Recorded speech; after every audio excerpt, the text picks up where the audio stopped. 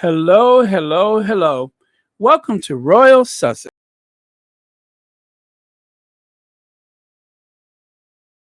Oh, did I just take myself out of Oh, you know what I'm trying to do?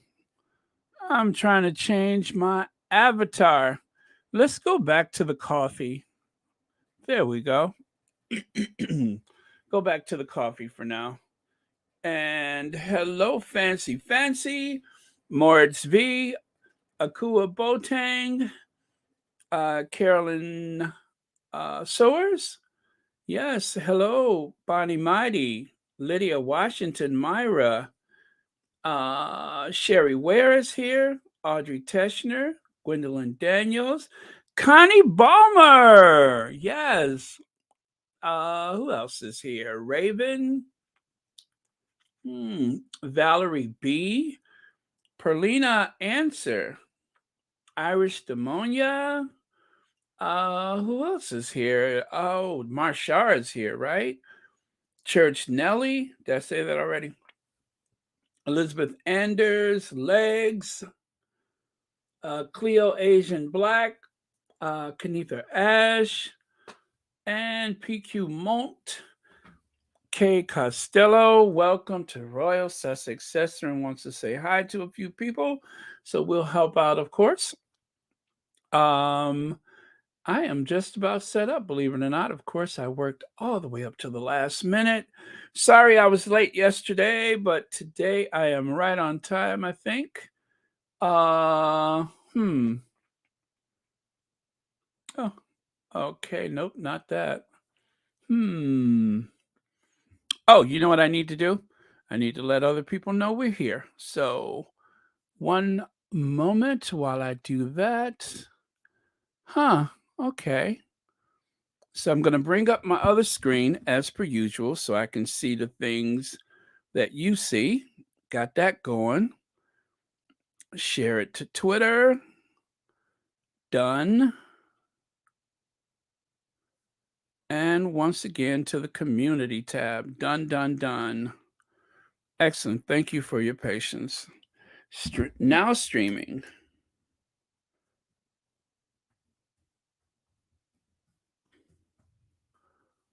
Okay. Cool. All right. Cool in the gang. Got some interesting stuff today. Okay. It's hard to believe that as much as it's been raining, somehow my lip has gotten dry and split again. So, I'm putting some balm on right now. So if I sound kind of funny, it's because I'm trying to talk through this split lip from, I guess, dry weather. But I don't know how that happened. It's been raining for like 40 days and 40 nights. It has been downright biblical the way it's been raining, and I'm just sick of it. Do you hear me? Sick! Oh, by the way, I'm expecting a UPS. So, as much as I love y'all, as much as I love y'all, if I had to bust a move, I'm gonna have to bust a move because sometimes they follow the UPS and they take your stuff. So I'm just saying, between 9:30 and 1:30, they own me. I have to be very vigilant because as much as I love y'all, I ain't gonna let somebody walk up the street with my stuff. So okay, hi everyone, Baron Squatties, love you all, and I am very happy and loving today. Our faves will not be going to Shutter Island for the Jubilee. The Jubilee, exactly. From what I can tell, that's not going to happen. Hello. Oh, that's your hellos. Hi, Fancy Fancy. Let me help you out with your hellos. Um, Let me see any other starting comments that we have here. Elaine Parker, thank you for the super sticker. You know how to start off the podcast, the live stream, the YouTube, whatever you want to call it. You know how to start it off just right. Thank you so much for the super sticker. And thank you for being part of, or should I say, a member of Royal Sussex. You know, some people have asked me for some membership information, and I wasn't sure how to answer it. Oh, and you guys, listen, I've talked about this before. I'm going to have to do it for those who may not have been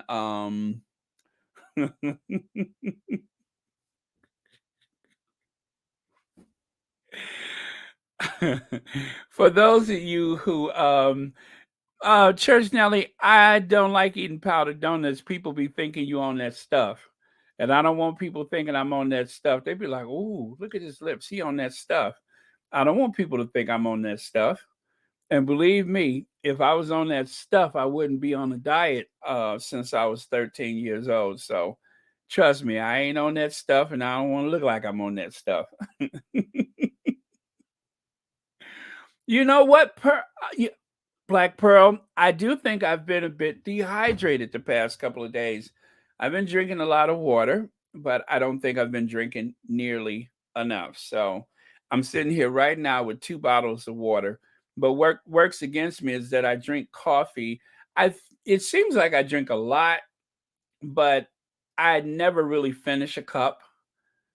You know, it's like half of what's in the cup is there to keep the other half warm for as long as possible. So um let's see. Okay, I'm scrolling. I'm scrolling. Uh, okay. Beverly Hardy wants to say hi to a few people. Happy Hump Day. Yes, it is Hump Day. It is Wednesday. And for those of you baby boomers, what else is Wednesday? Anybody know what else Wednesday is famous for? Come on, baby boomers, tell me, what is Wednesday? All right, I'm going to give you a hint. I'm going to give you a hint. All right. Imagine me with this very strong Italian accent. Anthony, Anthony, Anthony. Or even though she should be saying Antonio, I think, but Anthony. And then, of course, Anthony is running throughout the neighborhood. Why is he running, you guys? Why is he running?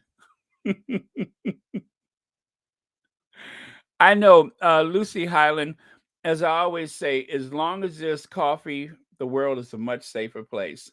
Yes, who got that right? Let me see that. Oh, Amelia Rodriguez got it right. I think you were first.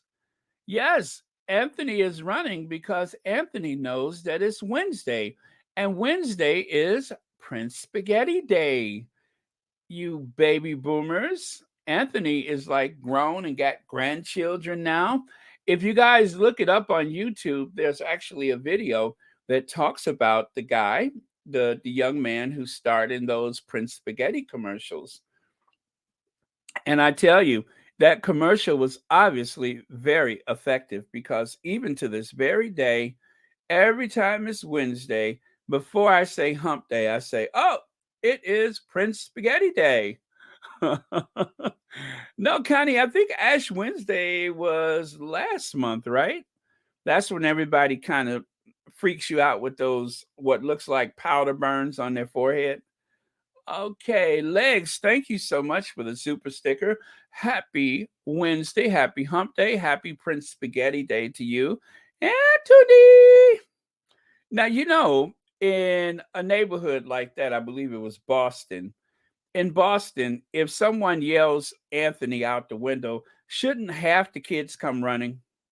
It's just like in West Side Story. If you yell Maria, shouldn't half the women come running or girls come running? So I don't think they really think these things through. But maybe it's because they know the sound of their mother's voice. But anyway, I'm glad everybody's in a good mood. The Sussexes seems to have been under a constant attack from the derangers ever since the Invictus Games, and it's as though these attacks have gone into a fever pitch. And a lot of it has to do with that dreaded book that is out. And I know some people say, "Oh, I'm not going to talk about that book. I'm not going to mention that book." is not going to go away because you don't say it. Because um, I feel more inclined to defend our faves. Now, when I say that, believe me, I'm not on Twitter battling it out with people. I'm not on Facebook battling it out with people. The only way I know to defend our faves is to make sure that we always demonstrate or give an example of the Sussexes in the best light possible. That is the only way to take them on. Well, at least that's my way. Some people want to be the keyboard warriors. That's okay with me. Um, I love a little messy, but I can't walk around angry all the time. I can't walk around nervous and reactive. It is so unhealthy for everyone involved, and especially for people that you know and love, that you're walking around in a constant fit of rage because of a book that somebody wrote, even though it is awful. And yes, those words matter because creating that type of hostility and animosity is the reason why Harry is very much concerned about the safety of his family, in particular when the Sussexes, when and if they ever visit the UK again. So Harry seems to have already decided that we are not going to the Jubilee. Seems as though he's already decided that, and I'll explain that shortly. Okay. Hello, Jenny H. My greetings was missed, but I understand the chat is moving fast. Hi, Church Nelly, etc., etc., etc. Hello, Jenny H. Sorry we missed that, but yes, it is moving kind of fast right now. And you know me, Jenny. I'm just like Uncle Joe. I'm moving kind of slow at the junction, Petticoat Junction. If I make one more pop reference culture from the a cultural term from the 1970s, I'm going to unfollow myself. I am just full of these pop culture references from the 1970s, but that was such a cool time to be alive, especially I would say at that part of the 70s, we were still like in the throes of the Black Pride movement. Black is beautiful, keep hope alive, and all that kind of stuff. So yeah, sometimes it just like oozes out of me. Okay. Yes, exactly. Diane, where? Diane, I'm sorry, where? Baron, Harry, and Meghan will be okay. God is on their side. I'd say amen to that. Okay, so without any further ado, let's get this party rolling. Yes, there it is right there. Um, Let me do this so that you can see it clearly. What am I looking for? That. Okay. All right. So there you go. Um, Well, none of that other stuff is important. I apologize for the very, very small print, but this was in one of the rags. If you look there, fake priest claimed to know Prince Harry, a fake priest who caused a security alert at the Coldstream Guards Windsor barracks had earlier tried to obtain a free meal at a pub by claiming to be an American friend of Prince Harry.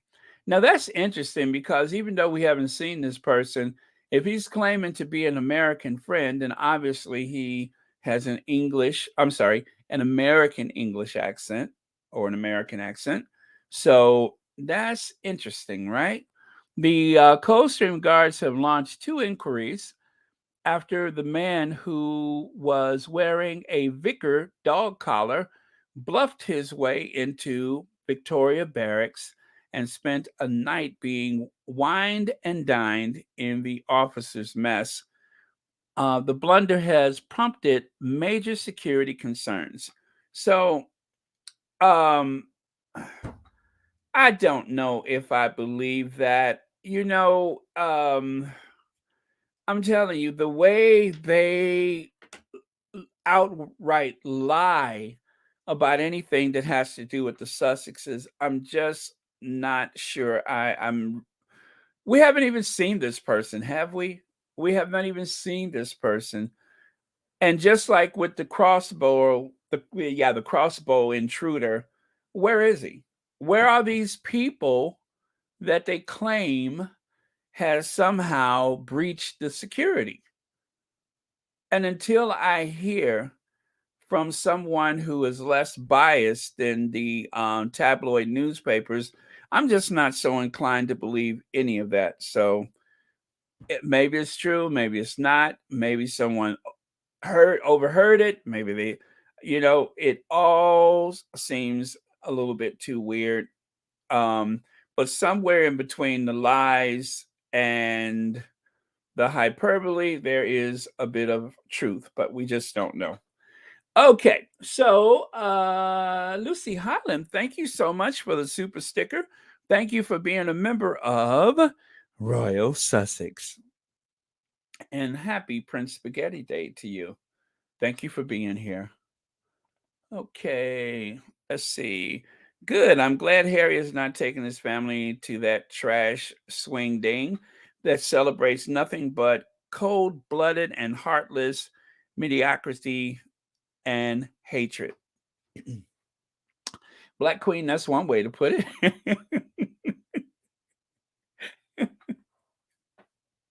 That's one way to put it. I probably wouldn't have put it exactly like that, but you know what? I like it. I love that. Um, Certain squatties, I just know it's coming, so I just wait for it. But thank you for that. And thank you for saying what a lot of us are thinking and just really don't know how to articulate it so well. But thank you, thank you, thank you. Donna Black says, I have no control over lies people spew online or in books, so I don't care what hate the cowards spew. They are only speaking to the choir. Yes, it's an agenda. This campaign against the Sussexes from the tabloids, from the various other houses of Windsor, is breathtaking the way that they are so tenacious, as though this is a presidential campaign. I've only seen this type of scrutiny and pressure used against someone running for president. And of course, the Duchess of Sussex is not a presidential candidate. So I don't um I just it's amazing well, not yet. It's amazing to see how tenacious they are against someone who certainly is not running for president yet. No, I'm just kidding. She's not running for president. She's got plenty other things going on in her life aside from being the first woman president or secretary of state or ambassador. Ooh, I didn't think about that. Ambassador to United Kingdom? No, no, no. Let me stop. Let me stop. No, no, no, no. They are producers. They are in production. That is just my silly fantasy, and enough to make the derangers' head explode. So let's stop playing that game because yeah, we don't want the derangers to really lose it. But ooh, that's all I can say is ooh. Hello, let's see. Dorcas Baker says, did anyone read about Harry's favorite cousin moving to the United States with Harry and Meghan until they find a place of their own, or was it a misprint? I have not seen that. It seems like something that the tabloids would say, kind of like when they used to say that, oh, Catherine is going to show the Duchess the ropes, and they're keeping a close eye on William and Kate and all that kind of stuff. It just seems like one of those things that one of those royal rodents would write just to fill up the paragraphs of the rags. You know, the rodents, they're always scurrying about as soon as the lights are down. They start scurrying and they're looking for something to talk about and something to munch on. And you know, they have like the better part of their day to try to figure out something that seemed like it could be true, but the truth is usually something so far removed from what they've said. So um you know, I hope for whichever person's sake that they do move to the United States, as long as they're not making trouble for the Sussexes, then I'm all for that. And I hope that they will, because Meghan and Harry has given the future royals a template on how to escape Narnia, how to do it right, not making milk commercials for some Chinese dairy company, or not selling Weight Watchers or something like that. But this is how you escape Narnia.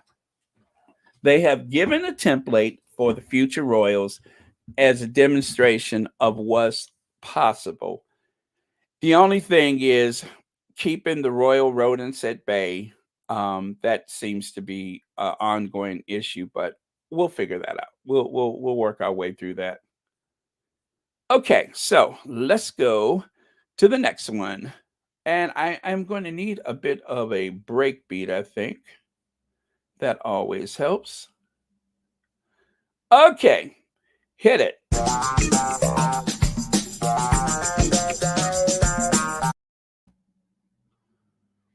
Okay, so there you have it. Cooper Sparks. I love Cooper Sparks. Cooper Sparks is one of the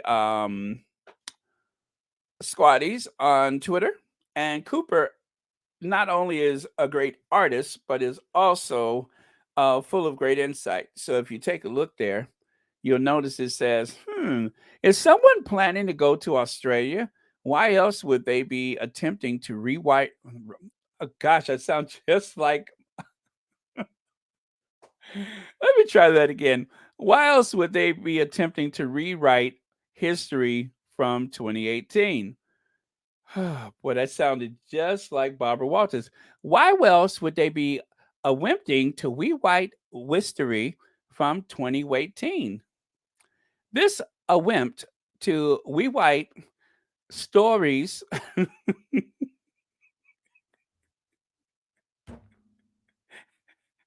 comes so often that obviously, um, okay. I'm just kidding. I gotta stop. This is too soon into the live stream to carry on. So let me stop. All right. Okay, I'm better. Okay. Is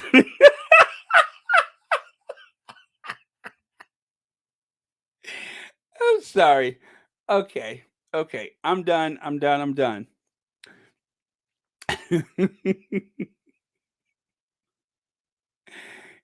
Hi, Anna Espinoza. Yes, okay. Yeah, let me stop because this is very serious stuff and it's too soon for me to carry on with my Elmer Fudd swash Barbara Walters. Okay, so again, I'm going to clear my throat. I am going to do a break beat because I'm looking for a reset and then we'll get through this. Okay, ready? Let's do this.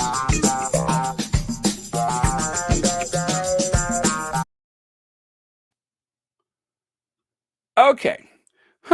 Is something is someone planning to go to Australia? Why else would they be attempting to rewrite history from 2018? This attempt to rewrite stories comes so often, they obviously want us to forget and blur. Let me see, it's it with blur it with the truth. Should be, I mean, should we make a collection of their attempted rewrites? Whew. Okay, I got through that.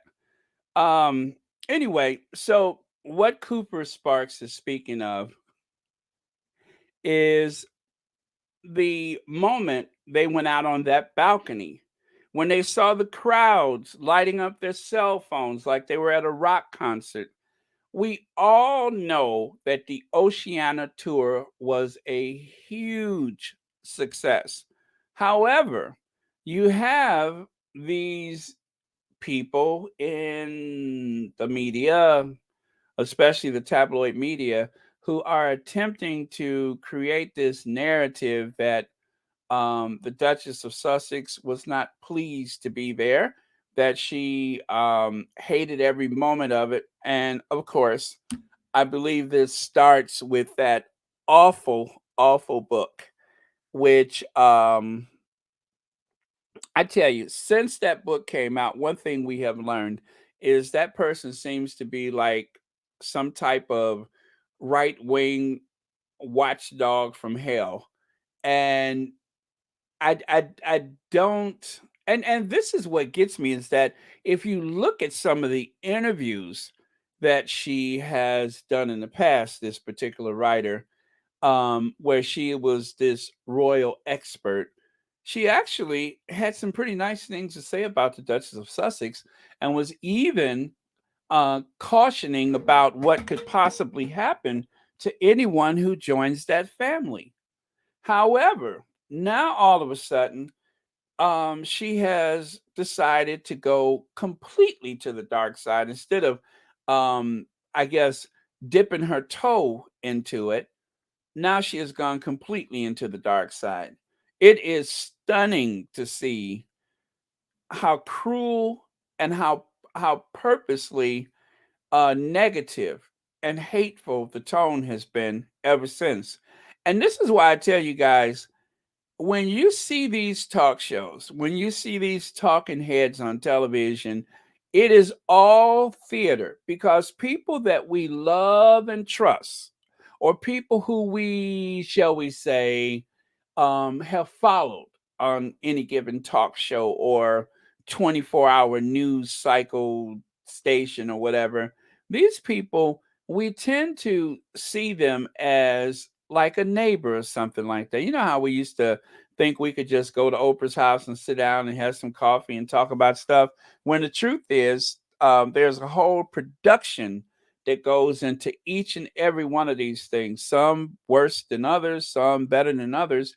But there's always that person in their ear with an earpiece that is really leading the conversation to make sure that they tick certain boxes. And if that's not enough, they have an iPad in front of them, or they have note cards to make sure that they allow someone like that author to spew out the worst possible negative um, talking points before they'll, brush back with something like, well, XYZ, and they'll come back and they'll say something that seems as though they're trying to defend, let's say in this situation, the Duchess of Sussex, when the truth is, you have just allowed the fox into the hen house. You have just allowed them to malign and viciously criticize,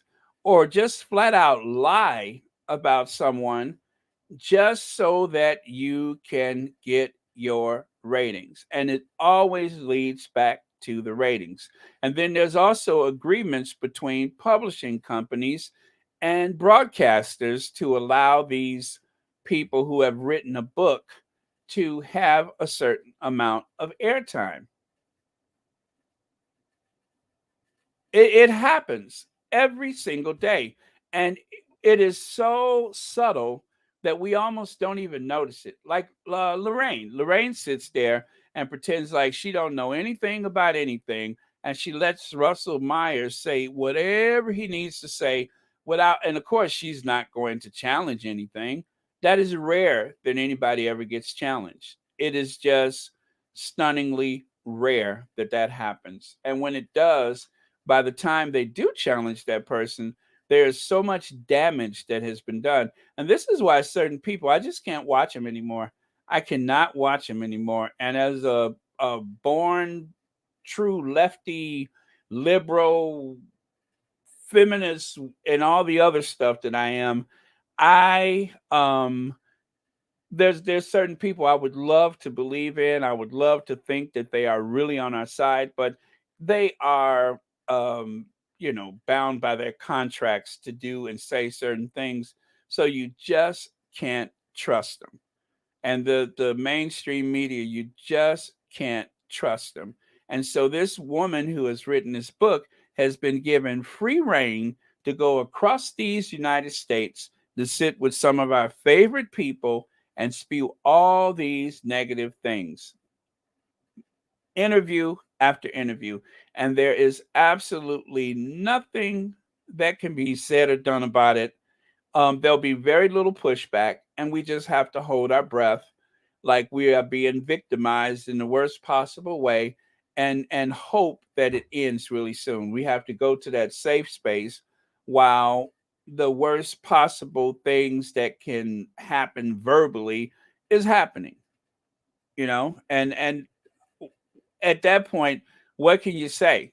That person has written a book, the agreement has been made, the interview has been scheduled, and we just have to ride it. We just have to ride through it. It's really nothing that can be done about it. It seems as though this person has full access across the airwaves. I don't know if she's been on The View yet, and I don't know if she would even go on The View because I would love to see Sunny tear her a new one. I would love to see Whoopi go in on her, but even they have their limitations of what they can say and do um, in on those shows. So they can never be free to discuss things so long as they are on those talk shows. I mean, it's as good as we can get, but it's just never going to be perfect. It's never going to be as full throttled a retort or at least a brushback or anything like that until they have their own, you know, I guess Joe Rogan like situation. And many people are just do not have the courage to do that because you'll lose money before you could ever and it's just no guarantee that you'll ever have the same status as you would have on mainstream television. So I guess what I'm trying to say is just hold your breath. Let's get through this because until the next book. But in the meantime, we just have to defend our faves and we have to encourage and support one another because it's just not a lot that you can do.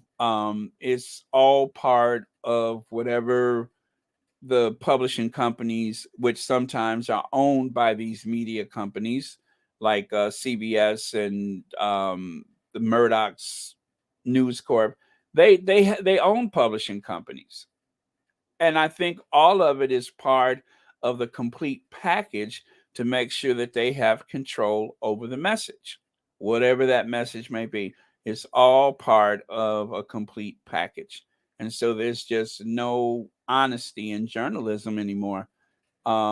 Everybody comes with their own BS, just like a relationship. We all come with our own BS. It's the same with these networks. What can you do about it? And I hate to sound so negative about it, but it's just the truth.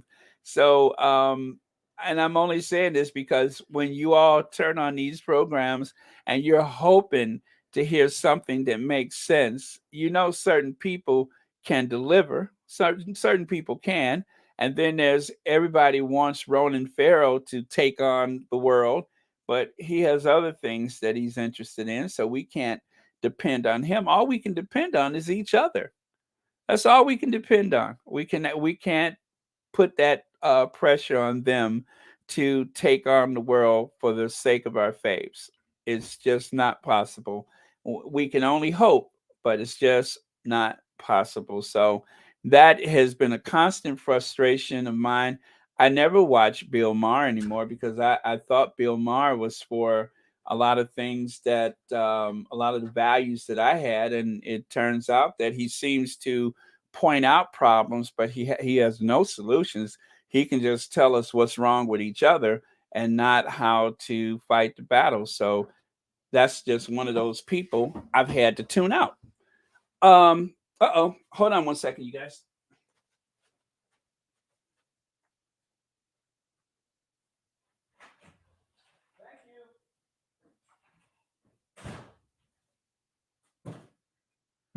Okay, UPS is here. UPS is here.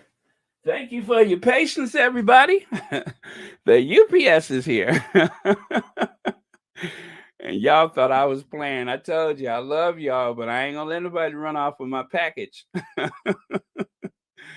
Let's see.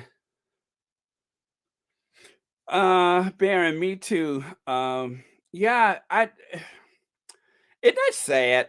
When I saw the way Kellyanne Conway would go on his show and wreak havoc, I said, no, I can't do this anymore.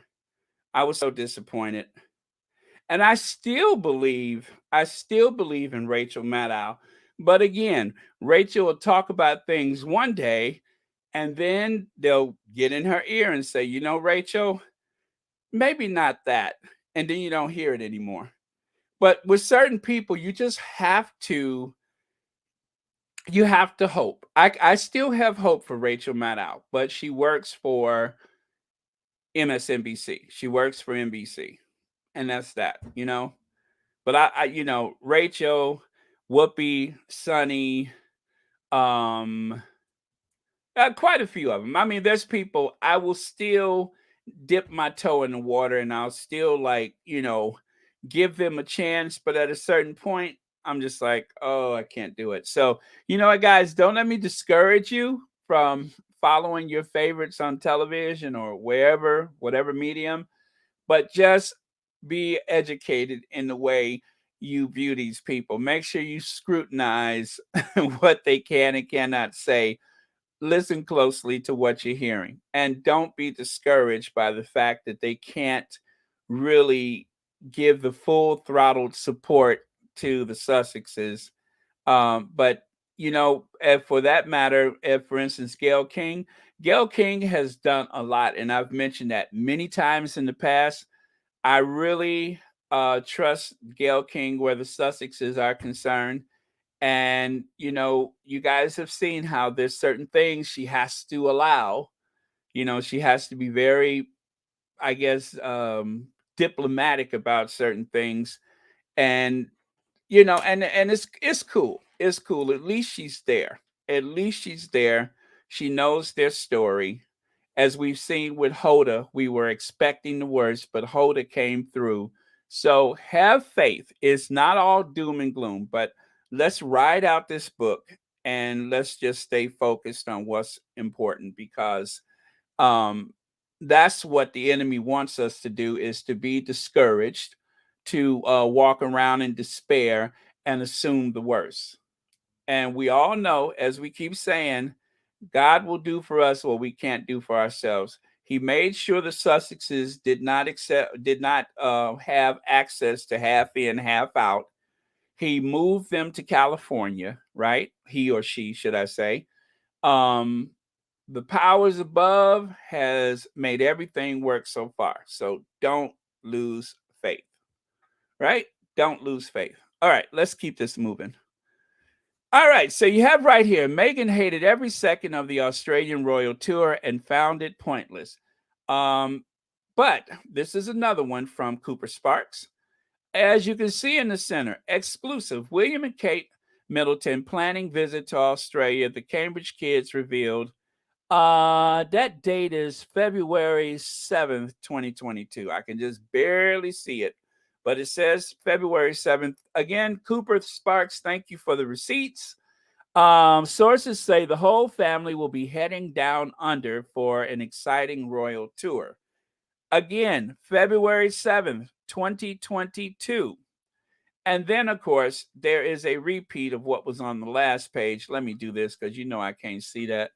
That little tear that you see in the bottom right corner says, Prince Harry told Oprah Winfrey the royal family was welcoming to Meghan Markle before tour really changed it. Harry told Oprah, my father, my brother, Kate, and all the rest of the family, they were really welcoming to Meghan, but it really changed after the Australia tour. After our South Pacific tour, it was the first time that the family got to see how incredible Meghan is at the job, right? And remember, Harry said that she's capable of anything. Harry had no doubt that Meghan was ideally suited to be a royal princess. And she's proved it again and again. And since they left Narnia, I say it one more time, she has not put a foot wrong, not one single time. It was Harry, the one that wanted to tell everything on the Oprah interview. Megan was trying to pull him back. But she was the one that was showing the most restraint. Harry was just like, he's ready to tell it all, but she was like, not so far, not yet, right? Okay, not to say that he did anything wrong, but the Sussexes has not put a foot wrong since leaving Narnia, and so this criticism of them is completely invalid. We all know that. That's why I say don't be discouraged by a silly book or something like that. We all know what the truth is, and the truth is on their side. The truth is on our side. Dolores, thank you so much for the super sticker, and thanks for joining us here on Royal Sussex. Happy Wednesday, Hump Day, and Prince Spaghetti Day to you. Thank you for watching Royal Sussex. Okay, so I'm talking a lot, ain't I? Jacqueline Squash says, to be called everything but children of God. If our risen Savior and Lord was talked about, know that we are going to be attacked as well. We are overcomers, pray without ceasing, forever faves, and Mother Doria. Thank you for that, Jacqueline Squash. You always know what to say. Always. Black Queen, I'm going to roll back a bit for this one. So you are going to just get away with lying on the slandering. The one young lady with black blood who entered this 1,000 years, that's right, 1,000 years, vile, cold-blooded R-word institution. Yeah, um, you know what, Black Queen? Everything works until it doesn't. You understand what I'm saying? Everything works until it doesn't. As a matter of fact, to that point, I got some more stuff ahead about that. So let's keep this moving and I'll explain what I mean by that. But everything works until it doesn't. Okay, Mashar says, I think Hoda was respectful to Harry because she would want to get another interview from him, and she knows that the squad will cancel her if she wasn't nice. Mashar, you know what? That big head might have some sense in it because as I look at Hoda's head and I say, ooh, that girl got a big head. I hope she got some smarts to fill up that space because you're absolutely right. Unless she wants to be called out by a lot of people, not just the squad, but by a lot of people, she did the right thing. She did the right thing. And you know what? It was fair. It was very fair. There was no need to be yet another person uh, attacking or grilling or maligning the Sussexes just because of ratings or just because you can. As they give the rest of the royal family not just a little softball interview, but a free pass. They literally give them a free pass. So why does everything, and that's why I said the tone with the Sussexes is like they're talking to a child that has misbehaved.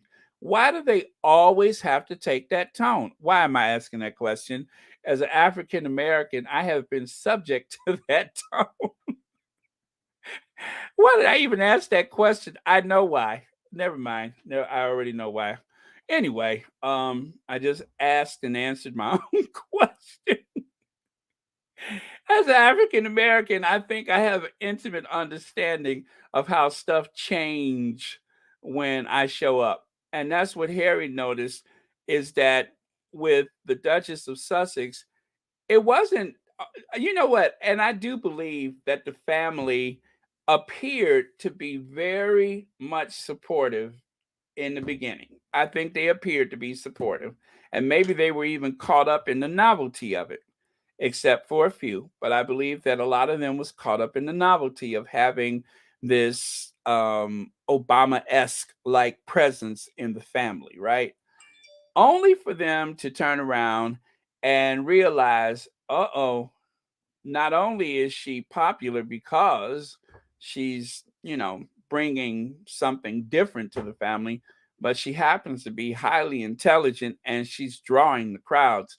Oh, she's got to go. She's just got to go.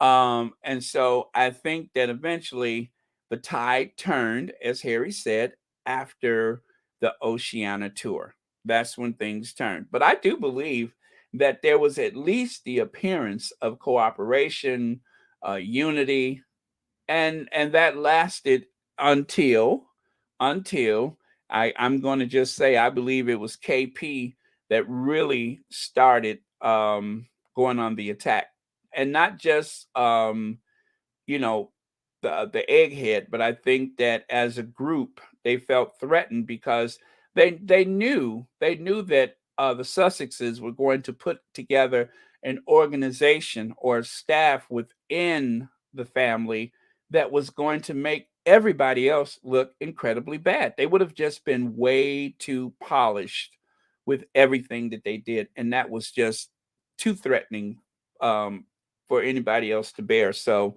yeah, she had to go. That was probably what happened. Okay, Kenya as the first of the African countries to. Oh, we're going to get to that, Robert Collins. I promise. We are going to get to that. All right, all right. So let me scroll because hi Sherry Ware. Oh, that's for somebody else. I'm going to bypass that for now because I'm getting way behind. But let me see. Let me see. Oh, oh, you know what? I just caught the rest of that. Oh, Geraldine White, I'm so sorry. Yeah, yeah, yeah. We always get time to wish each other well and to pray for each other. I'm very sorry about that. Okay, we already. All right, let me take a look at that one. We already said that Harry was the smart one. He doesn't need a woman to make himself feel better. He needed a woman that made him feel better. Okay, Lex, I like that. I like that. Let me see. Terry H. Uh, uh-huh, uh-huh, uh-huh. Agree, agree, agree. Thank you for your comment. And Nafisa, rather, Shabazz, thank you so much for the super sticker. Happy Wednesday, happy hump day.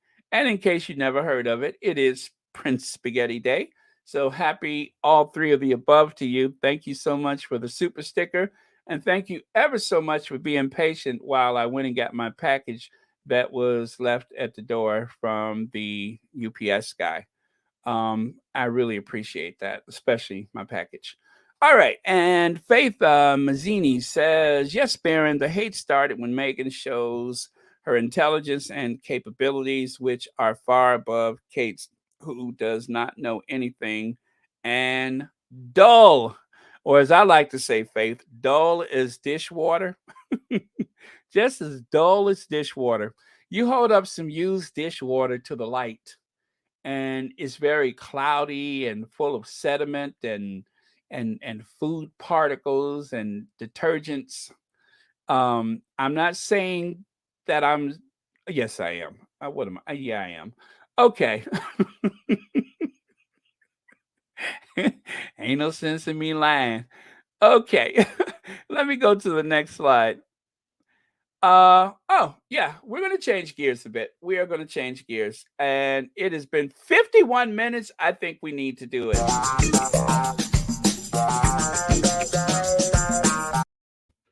Last night at the Met Gala, Sarah Jessica Parker wore a dress designed in homage to Elizabeth Hobbs Keckley. Keckley was the first Black female fashion designer to work in the White House. She was First Lady Mary Todd Lincoln's dressmaker. Here is a thread about her life.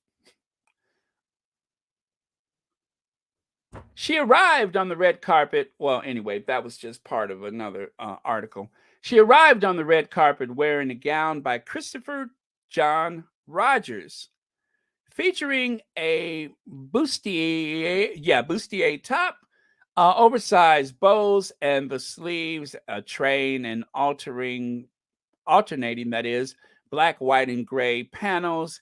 It sounds like a lot, but of course, Parker pulls it off. The gown was inspired by Elizabeth Hobbs Keckley, Mary Todd Lincoln's official dressmaker and the first Black female fashion designer in the White House, who was formerly enslaved woman.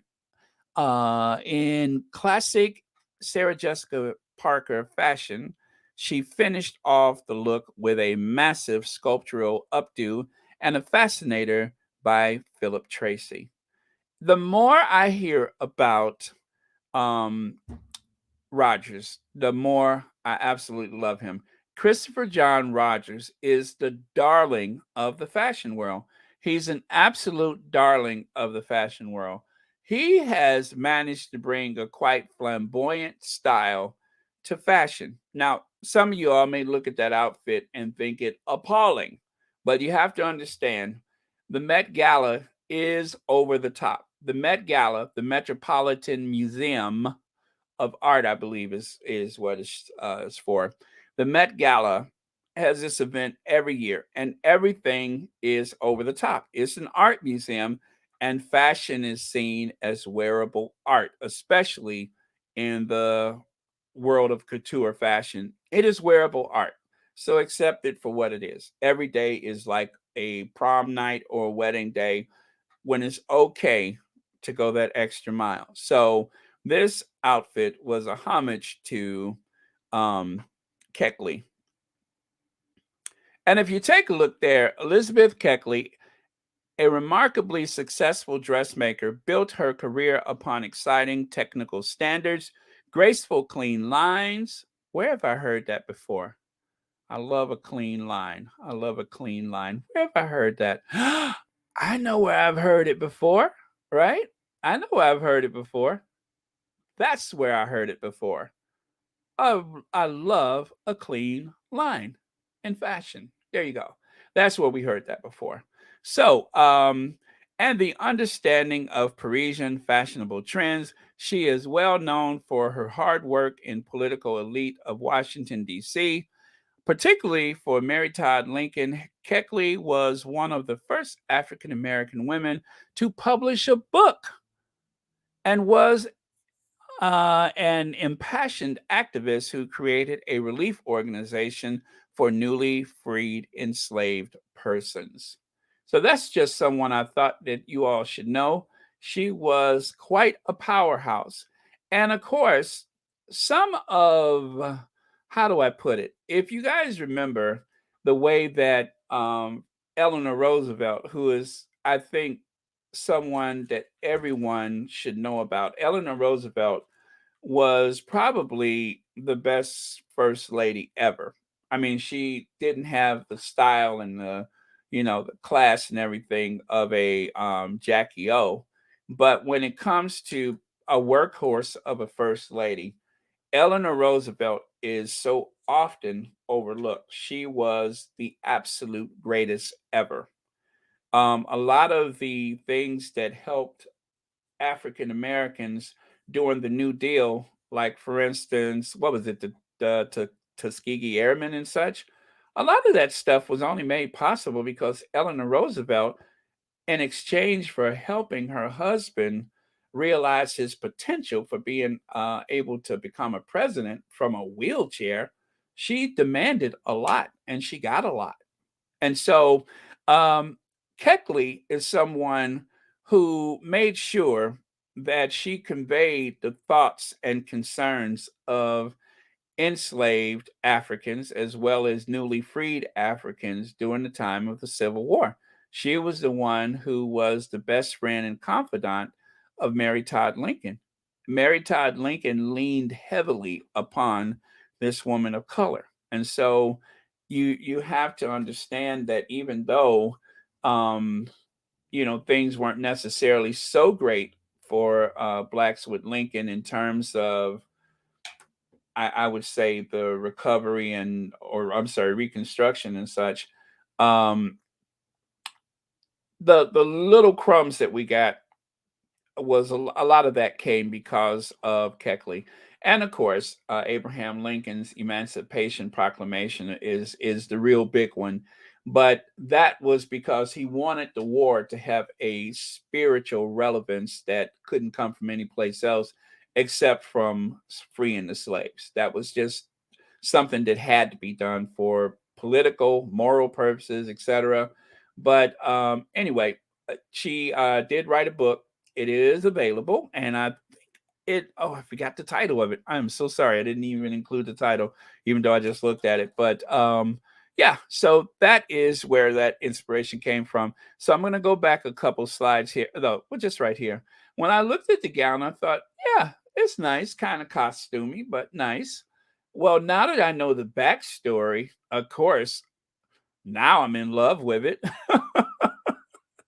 Of course, obviously. Uh-oh, I just went too far. But now, of course, I'm in love with it. Oh, and right there at the bottom, you can see three of the existing gowns that was created. Um, I believe those are Mary Todd Lincoln's gowns, but those are three of her designs right there. As you can see, including the bustle, it still has some very nice, clean lines, looks very comfortable, easy to wear, etc., etc. Black Queen has a super chat here. Wow, I've been out of in these streets defending Meghan and Harry since 2017. The vile haters have been unrelenting in their evil attacks, and I have been unrelenting in my defense. How much more, though? You know, I don't know. I don't know. I wish I could say that there will be a time when they can actually exhale and it's going to be okay. But until I would say the only thing that I could imagine that could happen is if there are some laws that are changed. And of course, people don't like to change the law when it comes to freedom of speech and the press, the fifth estate, as they call the press. And then the two, unless there is like a massive class action suit from the rich and powerful um, celebrities, or even some of the not so wealthy or powerful celebrities, if there was ever a class action lawsuit against the tabloid press, I think that if you want to really hurt a person, the best way to do is to hit them in their pockets. That is how you really hurt a person, is when you start costing them money, then all of a sudden they don't have so much to say. And until that happens, until there's a change of law or a massive class action lawsuit, I don't know what discourages them from spewing out the hate. And it was a big shock to me, Black Queen, when I realized that I'm caught up in the fantasy of seeing the Sussexes out doing these walkabouts and official royal duty. I'm caught up in the fantasy of it. I'm just like, wow, look at that black girl. She's showing them what we can do. She's showing them what we can do. You know, I grew up during the civil rights movement, and so that was always important to me. I had no idea that there was like this campaign of hate behind the scenes. And I realized that at a certain point, um, I started noticing more and more vitriol from the tabloids. You know, I'm really there for the photos. I didn't really want to hear all the negative stuff. And so, I tried to dismiss it, I tried to ignore it. And I'm just like, okay, it's got to be something positive here. And it was more hate and less of anything positive. And it's been that way probably since they moved out of Kensington Palace. Everything was turned up.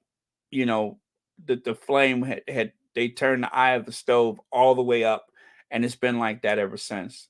And it's shocking because the Duchess of Sussex has only made a handful of public appearances since they moved to California.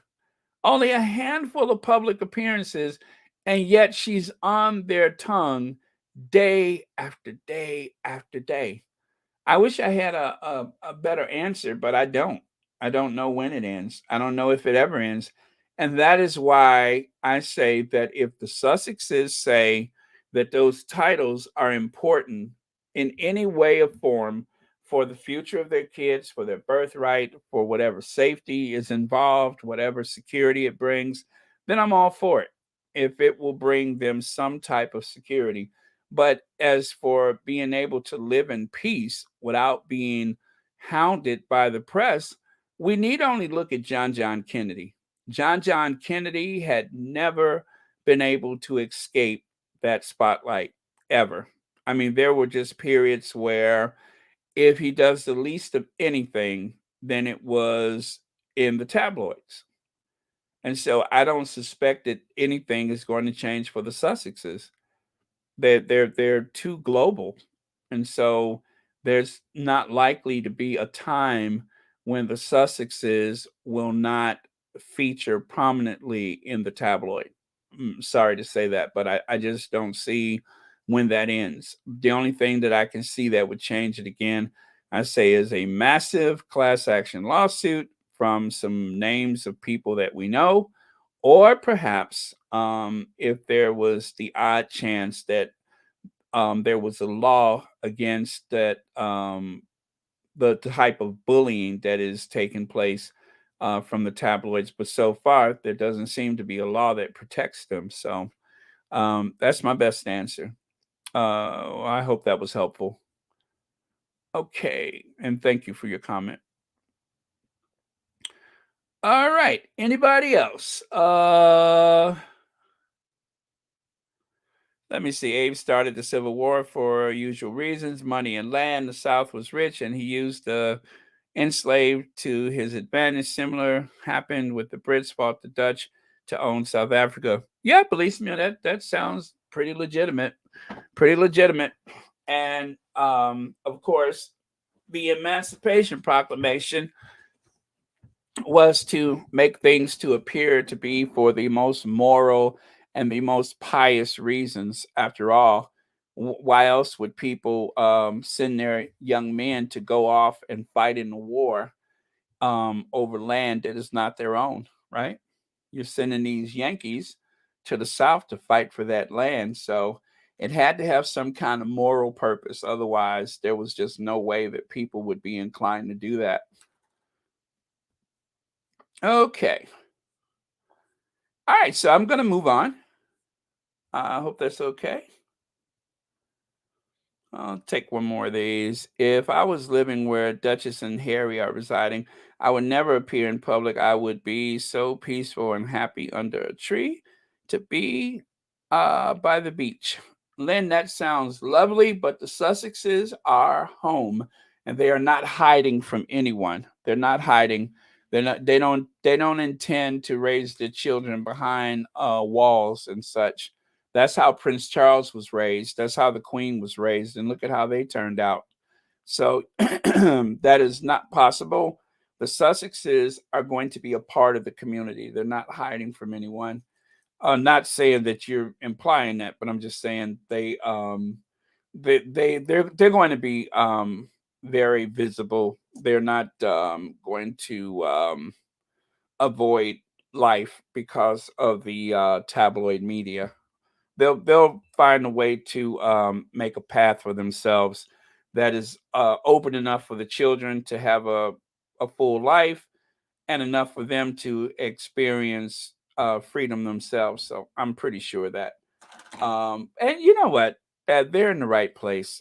California is full of the rich and famous and celebrities. And yes, there's even some royalty out there that are not the Duke and Duchess of Sussex. So they, there's like there's a whole nother world out there that most people don't even know about, so they'll be fine.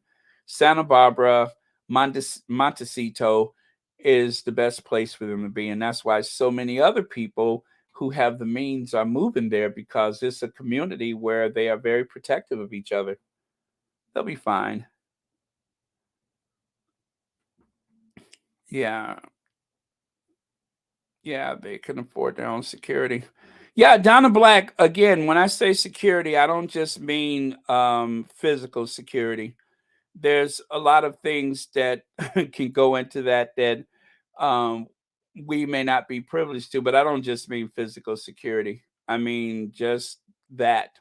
Um, but I talked about that before, but it's not just physical security. There's other things that I'm sure Prince Harry is considering about their future, and it could even mean inheritance. And what is money but security nowadays, right? Okay, so let's move on. And I need a breakbeat. I do need a breakbeat for real right now because this is getting kind of heavy. So I need her.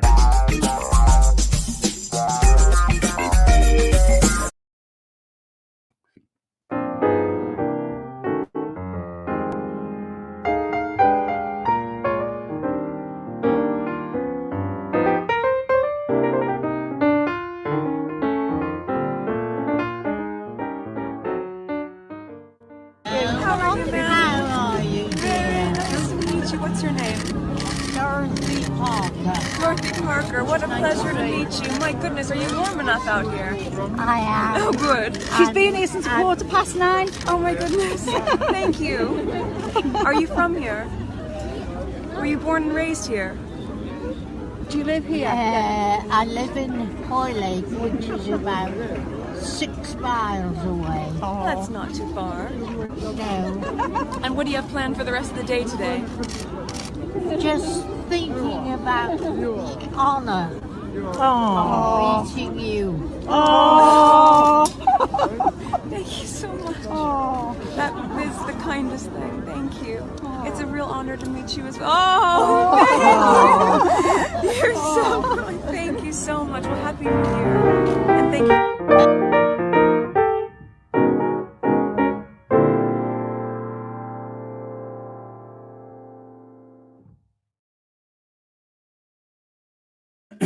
Okay, so that's something that was kind of trending yesterday. Um, I believe that the squatties kind of pulled that out because we wanted to remind one another, as I hope to do most days, to remind one another that in spite of all the bleakness that comes out of the tabloid press and out of those houses of Windsor, that um, away from all of that, that is our Duchess of Sussex. That is that loving individual who has been um, the victim of this hate campaign. That is the person that they have been targeting again and again. Our Duchess of Sussex.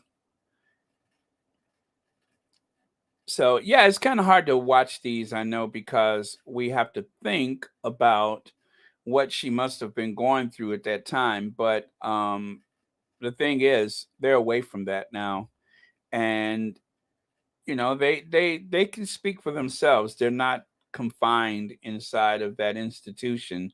Now they can create their own path and follow their own path. So at least they're free from that. But yeah, I thought it was very lovely. And what are your thoughts about that? I just see someone say, "Oh, all right, TP." Let me see. Harry chose Meghan to have 2 kids already. They have 2 kids already. The haters still think Harry will leave his wife and children. The R word or not, this is stupidity. It is. It is insane.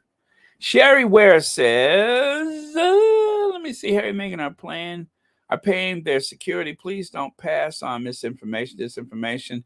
If Harry and Meghan give up their titles, then others need to do it too. Exactly, Sherry. Exactly. But legally, and down to his blood, Harry is a prince of the realm. And you don't know what the future holds. You don't know if and when things can change. So, yes, they don't need their titles right now, but it is important to them, as they said on the Oprah Winfrey Show. And as things may change, you never know what may happen down the line. I'm not saying that Prince Charles is going to have this sudden change of heart and be like, oh, I'm going to pay for everything. But just wait and see. Just wait and see what happens. There's no sense in us making these decisions for them or trying to assume what's best for them. If they want those titles for their children, I want those titles for their children. If it's not important to them, then it's not important to me. I'm going to follow what they say. Like they say, unless you hear it from us, because there are no leaks in Montecito. There are no leaks in Montecito, but those titles are legally binding in the United Kingdom and in some other places by whatever treaties. So again, whatever protection, if any, that those titles afford them, I want them to have it. It's not our decision. No, that's their thing. So if it's important to them, then it's important to me. Okay. Let me see. I will support the Sussexes and whatever they do as much as I can financially because I want them to become billionaires in the next few years. Me too, Donna Black. Me too. You bet my cookbook, my bench book, even though I know she didn't get any money for the cookbook. But if it helps their brand, if it helps them, I'm going to buy it. Whatever it is, whatever they support, which is why I'm going to keep my Netflix account. I have the most expensive one that they offer. That's the one that I have. Didn't even need it when I got it, but I only got it because of the Sussexes. So whatever, I'm going to follow them. As the promise I make myself, I am going to follow their lead. Where their lives are concerned, where their brand is concerned, I am going to follow their lead.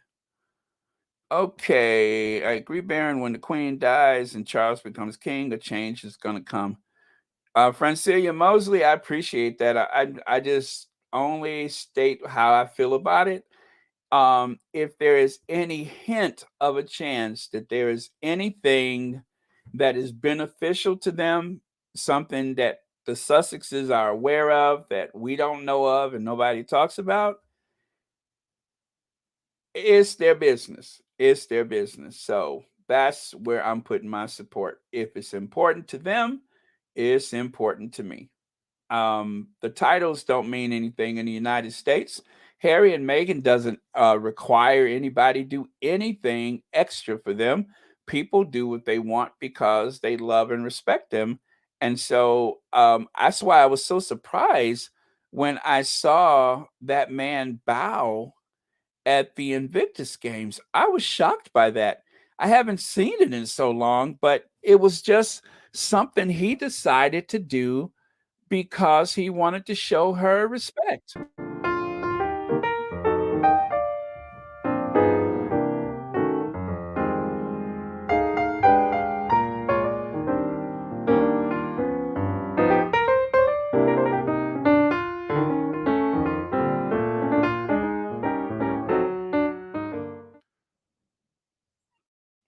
Yeah. So, you know what? If that's what people want to do, keep it coming. Keep it coming. Keep it coming. If that's what they want to do, it is not required, but I say keep it coming. That's your prerogative. If you want to curtsy, if you want to bow, and it is not required, but keep it coming. Okay, so gonna change gears just one more time here. Well, a couple more times.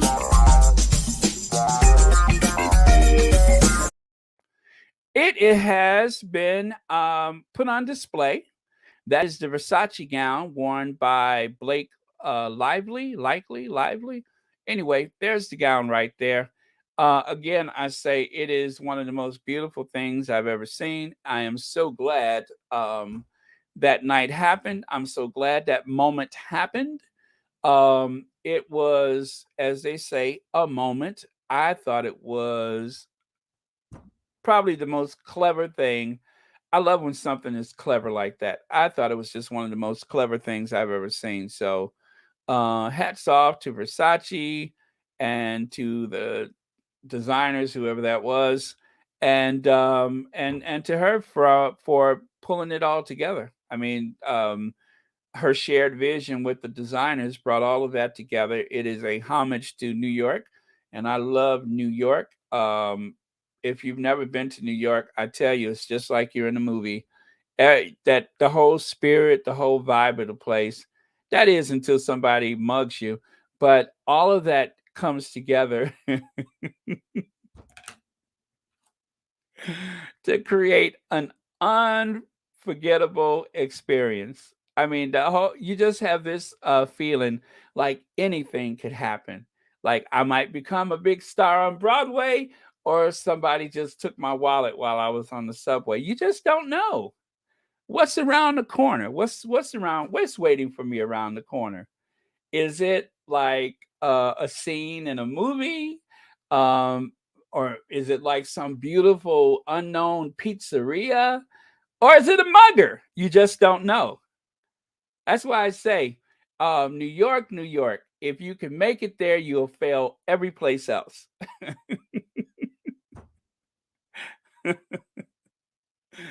Oh man.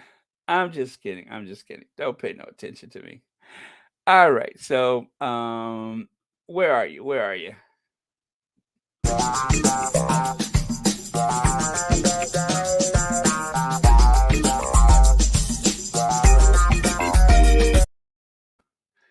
A little shade, little shade. The Queen has a huge problem as support for abolishing the monarchy rises at YouGov polling for Republic staff shows support for electing head of state rises 27%. Monarchy still popular, but Gen Z now prefer democracy over tradition. Okay. Okay. That's it. That's all I have to say for that.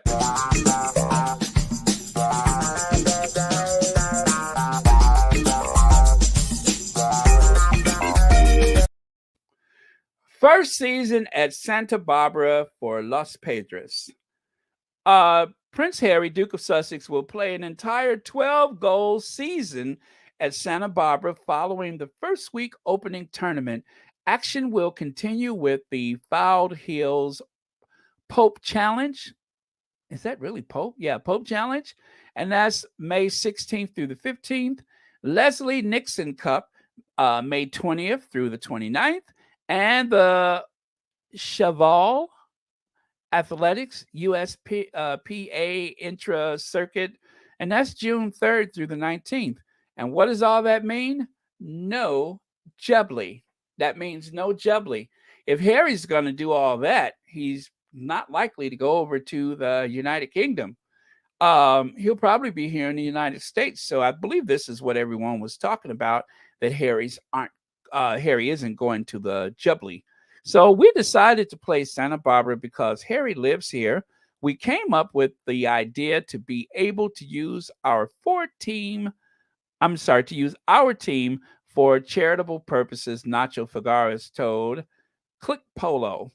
Figueres, a longtime friend of Prince Harry, was very pleased with the last weekend's results. I think we had a good game and we improved from our previous match where we still didn't know each other and we were a little bit anxious, Figueres added. So there you have it. The Duke of Sussex is not likely to go to the Jubilee, which means that the Duchess of Sussex is not going. And that's that. Any thoughts about that? They will be giving speeches, and those speeches are usually around 250,000 to 300,000 each. Yes, Donna Black, the lecture circuit, the speeches and such. They are very, very lucrative. Is one of the reasons why so many public figures have become multimillionaires after leaving public office. Not everybody depends upon insider trading while they're in Congress. Some people actually go on to a very lucrative career on the lecture circuit. And some of those Fortune 500 companies will pay that sum, and in some cases, even more. So, Donna Black, you are right on the money with that. Thank you so much for your comment, as usual. I'm going to scroll back a bit to see if I missed anything else. I live in the UK. Could someone please explain to me what the Met Gala is all about, please? Because I see people comment on it every year, but never understand the logistics. Miss P talks. The best I can explain it is the Met Gala is a fundraising event that is sponsored by Vogue magazine, and that, of course, means that Anna Wintour, who I share birthdays with, no wonder, right? That explains why I'm a little off, right? Anna Wintour and I share a birthday, and Anna Wintour, I just like the name drop. Anyway, Anna Wintour is the editor of the U.S. Vogue, and that is one of those charity events. And so every year they have a theme, and this year's theme was the Gilded Age New York, right? And so because of that, everyone was supposed to wear some type of representation of the Gilded Age. And so yesterday, was it yesterday or was it? Yeah, I think it was yesterday or the day before. When I had the slides, oh, there it is. I'll show you right now. I'll show you right now. Well, she understood the assignment. So, yes, you are given instructions, and that is simple themes. So, that theme for this past gala was to wear something anyway, and because art is wearable, because fashion is wearable art, the connection between the fashion industry and the connection to art and, of course, culture and all that kind of stuff, it all comes together in one night. The tickets, I believe, are incredibly expensive. There is a dinner that follows that march through the hall. There's after parties and such. It's just an excuse to dress up and look extraordinarily gorgeous. And so that theme, the Gilded Age, for the city of New York was really brought together with that Versace gown. As you can see, it has the patina of the I'm not going to go through the whole thing, but it has the patina of the Statue of Liberty, and that was how the Statue of Liberty was delivered. It was all covered in copper, and by the time it oxidized, it turned that color. And so the gown, eventually, she slipped off those gloves, as you can see, and boom, that represents New York, as well as the pattern of the ceiling inside of the Grand Central Station is demonstrated right there on the train of the gown. So this is like the most extreme case of somebody understanding the assignment and really, really following through on it. And of course, the Art Deco architecture, Art Deco decor of anyway, that is the Empire State Building represented in the front, in the gown. As you can see, all those shapes that represents Art Deco and the Empire State Building. So that is Gilded Age New York. Up until the stock market crash, New York was nothing but growth, financial growth, building growth, Art Deco. Everything was money, money, money from like the 1880s all the way up until the 1920s. So that was what was celebrated this year. But there was a year when everybody came in a religious theme and such. So I hope I answered your question, Miss P Talks. But it is for a charity, and it's an excuse to dress up. If I got any of that wrong, you guys, please let me know, because I didn't really study the question. I just giving you the best answer that I know off the top of my head. Okay, Crack Me Up Love says, you know what? Chris Rock, mom said she was. Oh, we talking about Chris Rock. Can you just imagine? Oh, I don't even want to imagine that. Okay, I'm going to just pass on that one. I'm going to pass. I'm going to pass. All right. So that is why Harry is not likely to go there.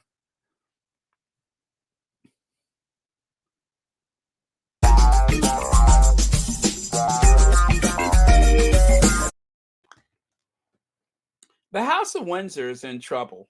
The House of Windsor is in trouble, and it has nothing to do with the Sussexes. As much as the tabloids love to try to create this false equivalency, in recent years, we have found out that the Cambridges are not fit for purpose. They are not ready to lead. Remember all those magazine covers that made Kate out to be the future of the British monarchy? It's almost laughable at this point, isn't it?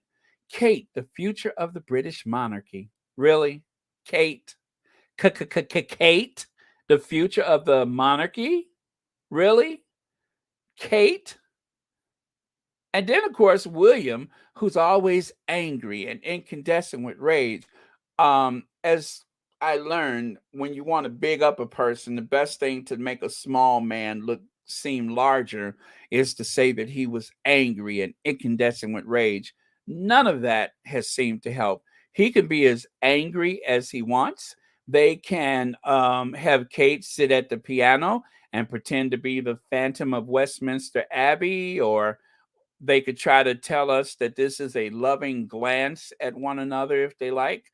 Whatever. They could even have an event like Earwig, where William is supposed to tackle the environment, and only to look beyond those bike fences to find that there's only a family of four glancing to figure out exactly what's going on tonight because nobody else showed up. There's more reporters than there are spectators at the gates or at the entrance of the what is it, Earth Flop? Anyway, there's more spectators. I'm sorry. Should I say there's more reporters than there are spectators gawking? That's just a family that were just on their way to Waitrose.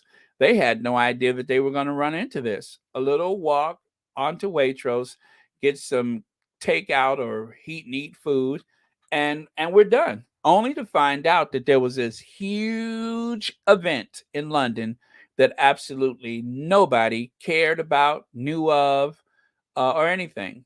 It was truly an earth flop. So this is what was supposed to define him.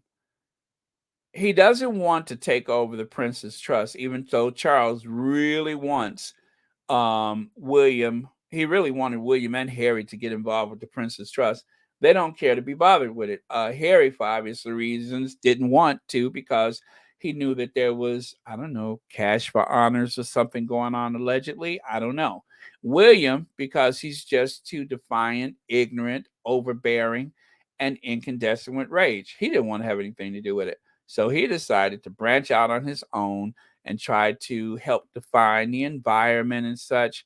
Anyway, it's all a big earth flop. So that's going to be his legacy. One failed endeavor after another. So Prince Williams says human population growth in Africa is harming wildlife, right? Prince William and Kate Middleton's disastrous royal tour is proof they need to step up as the future of the monarchy. And then over there is a couple of more where he talks about there's too many black people in Africa, right? Right. All of that is leading to a point that I want to make here. As you know, old Martin Luther Cambridge, no greater friend to people of color has there ever been.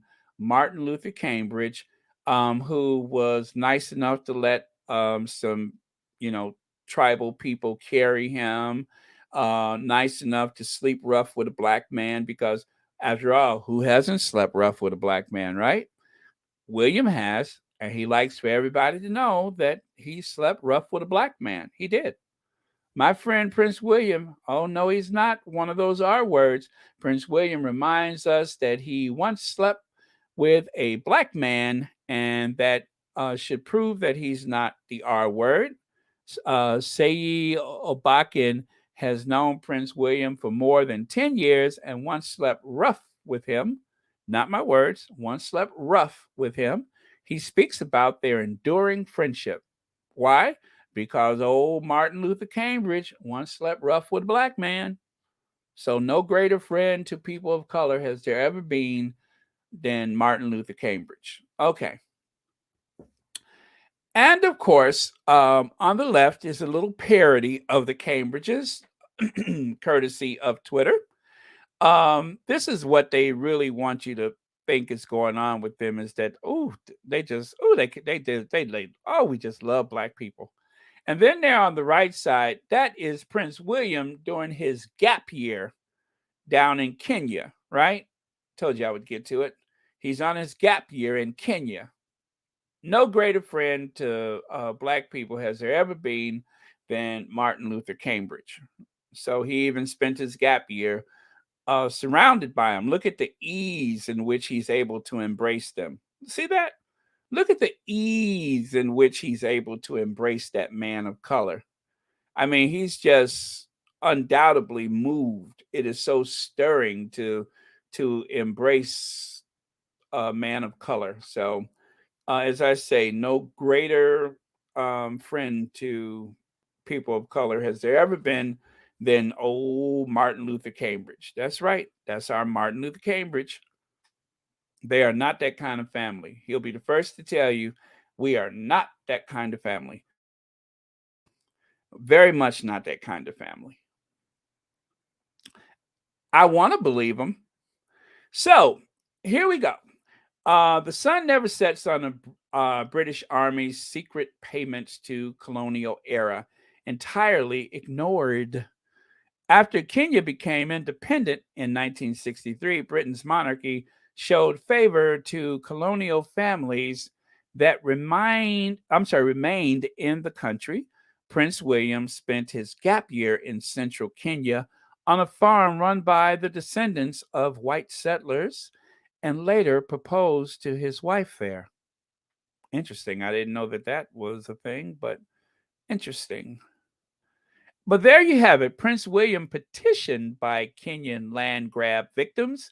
Their families were brutally evicted by the British Empire to make way for tea plantations. Now they want the crown to apologize. Let's see, there was a letter. The letter comes at a delicate time for the royal family when the palace wants to focus on marking the Queen's 70th year on the throne. As you prepare to celebrate your grandmother's platinum jubilee, our own elderly family members remember the pain of having their homes and land taken away from them at the same time. The Kericho campaigners said to Prince William, "We have very little to celebrate." So, let me see. Was there one more with that one? No. Okay. Sorry about that. Anyway, there's an article in Declassified UK, which I made sure I put right there, Declassified UK.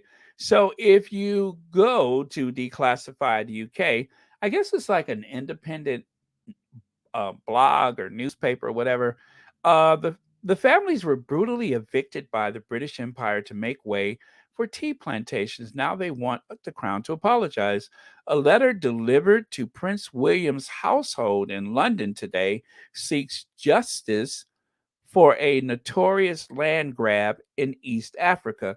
You know, I think it's really interesting that because William has put himself out there as the next king of England, the next sovereign, the next monarch, they are just going to bypass Prince Charles and take the argument directly to Prince William, right?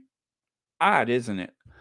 It comes from a group of Kenyans whose ancestral land was stolen by the British Empire forces. They are calling on the royal family to apologize and make reparations. Remember I said that yesterday? Get your checkbook ready because they don't want to celebrate any flipping jubilee. They want reparations. That's what they want to celebrate. Okay, 70 years, but where's the check? Where's the check? Where's the reparations? You know, like I was saying yesterday with the Tulsa lawsuit that they said a judge said can move forward. What did I say? Reparations. I want my 40 acres and a mule. I want my 40 acres and a mule. That's what I got coming. That's what was promised. 40 acres and a mule.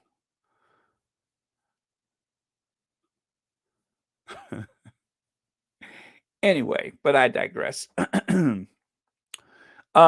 move follows a wave of protests against the royal tours of the Caribbean, where campaigners have demanded Britain's monarchy address the legacy of slavery. For decades, from 1902, half a million people from I can't pronounce that one, Kipsik something and Tali indigenous groups were violently evicted from the Kericho region in western Kenya. Many men and women were raped, abruptly detained, and some, in cases, killed whilst trying to resist the evictions and advocate for victims. Joel Kumutai Basic wrote in a letter to the Duke of Cambridge. Again, I think it's really interesting. I think it is incredibly interesting that they are not trying to submit this request to the Queen. They're not trying to submit this request to the Home Office, the Foreign Office, anything like that. Not even to Prince Charles. They are going directly to Prince William, the future. Because of that failed Caribbean trip, he is now the lightning rod. And it's supposed to be totally opposite of that, right? Prince William is supposed to be a symbol of the future of the monarchy. Well, if that's the case, then, obviously Prince William is the one that you want to take the letter to. I mean, this is what he wanted. He wanted the spotlight. He wanted to get rid of the Sussexes. Okay, check. He wanted to outshine his father. Check. So they want reparations. Check. Give us a check.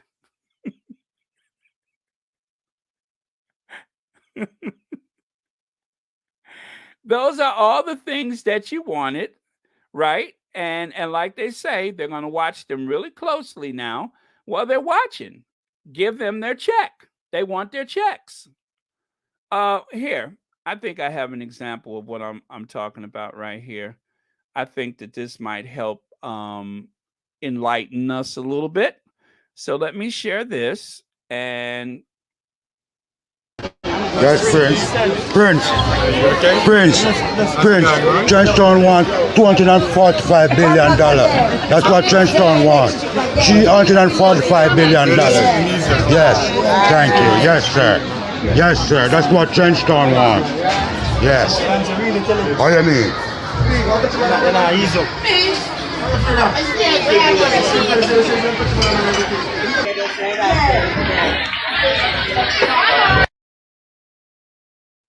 check.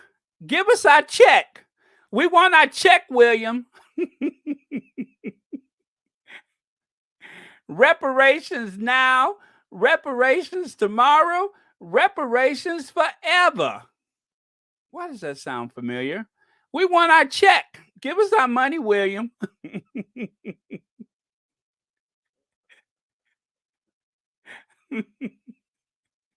Trenchtown want their money.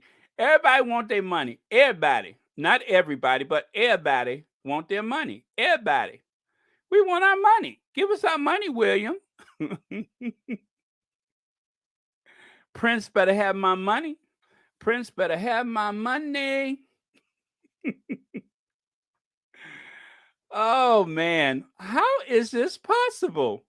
He's not even the king. He's not the Prince of Wales. He's not a regent.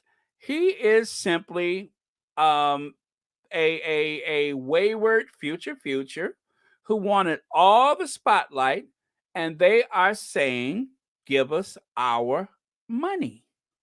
We want some reparations. We don't want it from the queen. We don't want it from your daddy. We want it from you, the future. Now you wanted that attention. Now you got it. What you gonna do, boo? What you gonna do? What you gonna do, boo? Huh? Yeah, you can't just jazz hands your way out of this. There's no jazz handing. You can't disguise yourself as a bottle of Mitch and Roll-On. We want our reparations, and we want them now. We don't want to hear nobody playing no pianos. We don't want nobody grinning and grinning and grinning and grinning. We want our reparations now.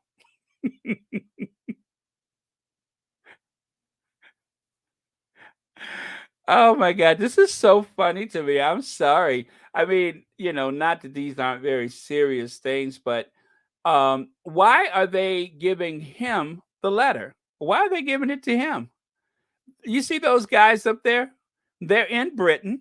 Obviously, they're in Britain, and they're holding a letter. Seems like they're at Kensington Palace. Give them their money.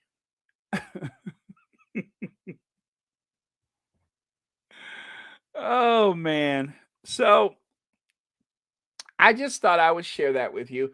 I thought it was rather comical, even though, again, these are very serious things. But yeah, Trenchtown want their money. They want their money. They don't want a little smile and a little wave. They want their money. So give them their money, William. Yep. They want their money. You got to give them their money. They don't want all that other stuff. Give them their money. They want their reparations. That's why I said yesterday, this is not going to go away. Didn't I say that yesterday? And sure enough, this article was trending because they want their reparations. They're not going. These royal tours are over. I'm just going to call it. These tours of places, they can go to Australia. I think they'll be fine there.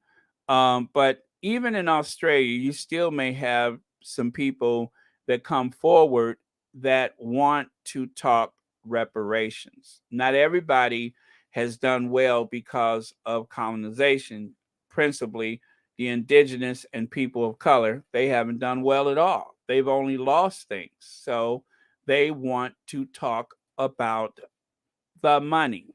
And of course, reparations also includes infrastructure projects, and it also includes debt forgiveness. That is another form of reparations. Some majority Black countries would appreciate if the United Kingdom, who they may have some debt with British banks or whatever, or to the government, they would like debt forgiveness as a form of reparations. So there's that to look forward to. Ain't nobody got time for that. Okay, so let me take a look at your comments and let's see how y'all feel about this. Okay,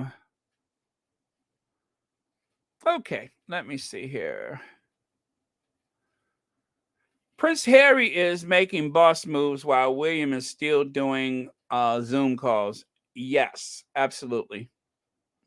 And I wish Charles stays up to 100.1, wants to watch him die of hunger to be king and his jazz hands to be queen. Oh, you want him to live to be 101? Okay. Oh, yeah. Oh, Faith, please make that happen.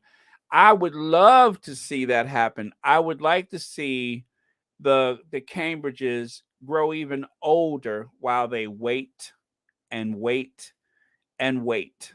And believe me, Charles is better positioned for the throne than William. William has not been interested in it for if ever. He only wants people to look up to him so he can look down at them. William is not interested in learning anything. He has no type of intellectual curiosity whatsoever. He does not seem to know much. At the very least, Charles is a thinking person, a sensitive person, kind of wimpy, but at the very least, he thinks. He's not always thinking of the right stuff, but he's a thinker. And he's a doer. He does things. Again, not always for the best, but he does things. William doesn't do either. He doesn't think about nothing, and he don't care about nothing, and he certainly doesn't do anything ever. When he's supposed to do something, it's only what other people are doing, and then he shows up and gives like some little unimpassioned speech about something, lacking all life or thought, or he just utters the word, "Oh yeah, I think there's too many Africans in Africa," and then he just moves on. He just moves on. So um he's going to be a complete failure.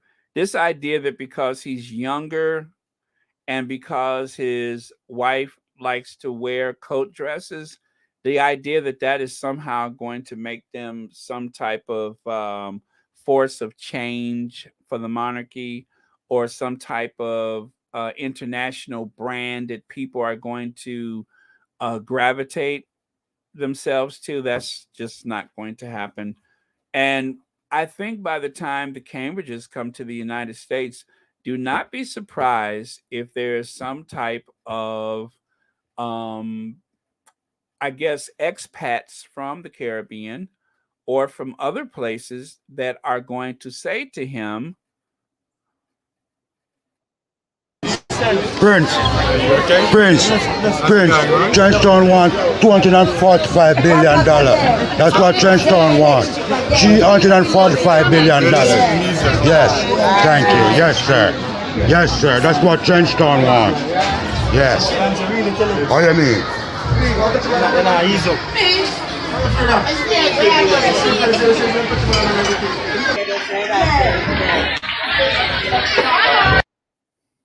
yeah, so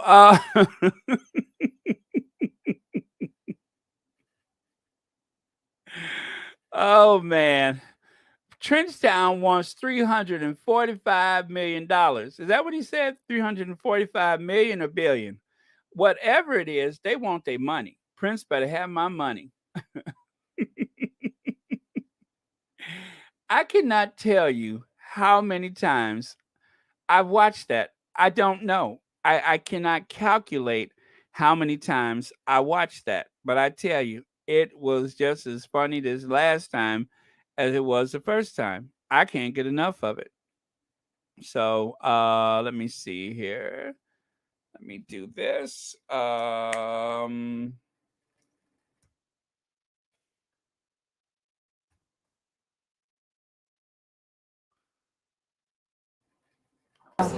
sorry we can only come and give words and comfort, but we are thinking about you the whole time, and we really care about what's going on. So sometimes it does more than financial. Well, if we can give you the odd smile here and there, that's important. So I'm sorry we can only come and give words and comfort, but we are thinking about you the whole time, and we really care about what's going on. So sometimes it does more than financial. Well, if we can give you the odd smile here and there, that's important. So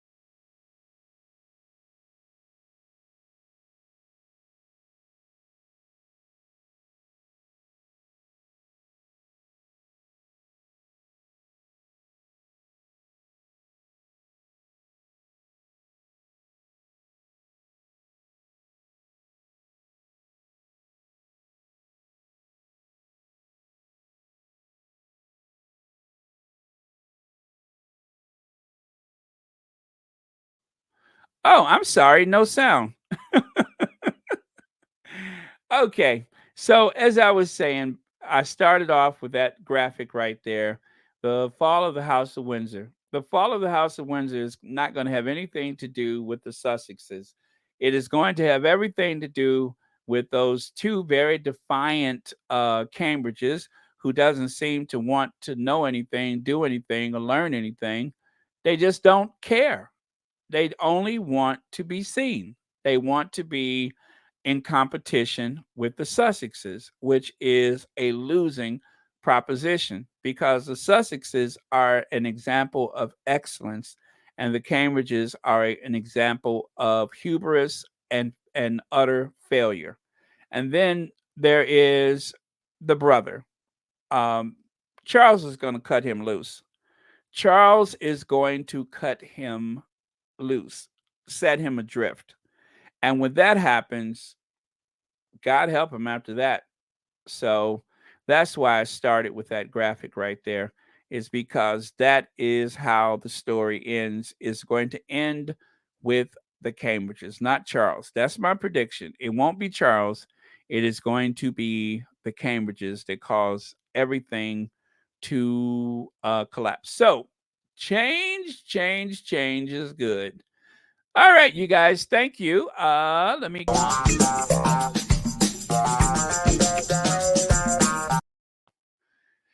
Nice visit to Invictus Games together with the EU and NATO partner. And to encourage the athletes, what we see here today is a group of men and women from different countries and cultures supporting each other and growing stronger together.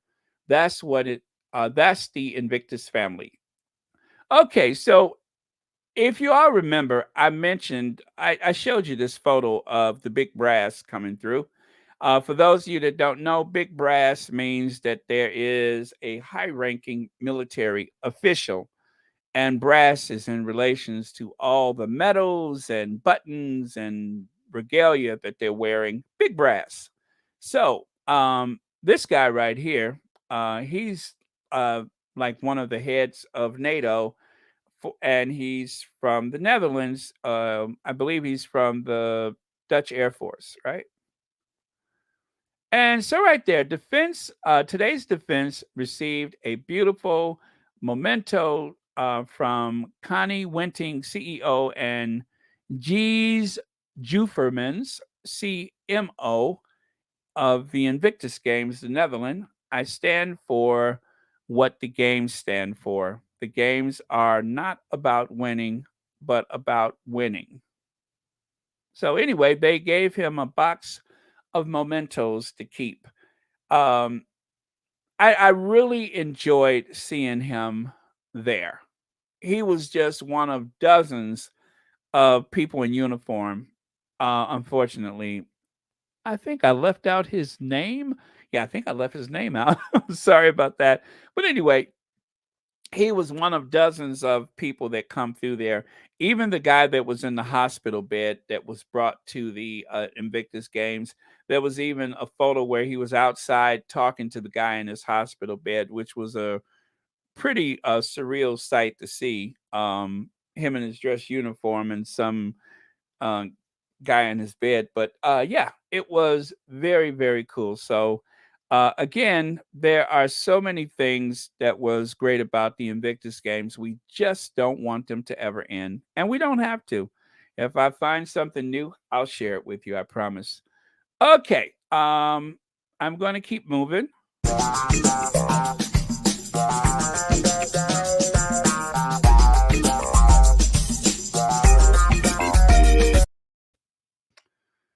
Okay, there he is. This hog head of mine, I'm gonna let it shine.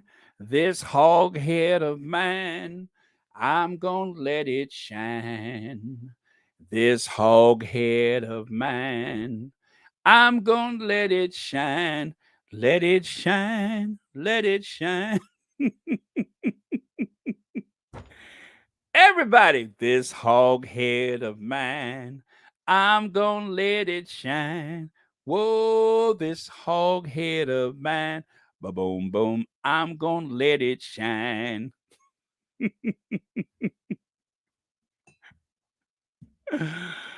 Oh, man. Somebody is not doing well, and I could not imagine why. Oh, by the way, BW, thank you so much for the super sticker. Thank you for watching Royal Sussex, and happy Wednesday, Hump Day, as well as Prince Spaghetti Day to you. Yeah, Piers Morgan's rating dive as Talk TV struggles to attract viewers. Flagship show audience down 80% after launch, and ratings agency detects zero viewers for other key slots. Can't say I'm surprised. I cannot say I'm surprised. But what I can say is this hog head of mine, ba-boom, boom, I'm gonna let it shine.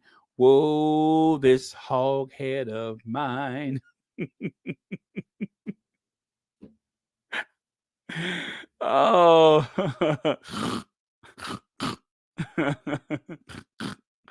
Oh, man. It couldn't have happened to a worse person, or you know what I mean. The ratings are in the toilet, are absolutely in the toilet.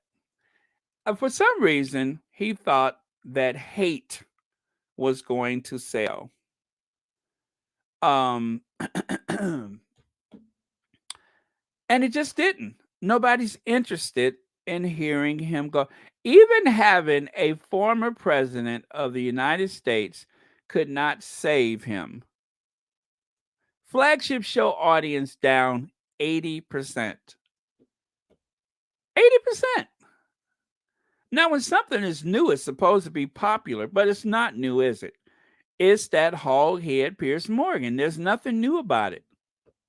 He thought that hate was going to be some big selling point, and it just wasn't. Even uncensored, everybody loves uncensored, right? That didn't work. None of it worked.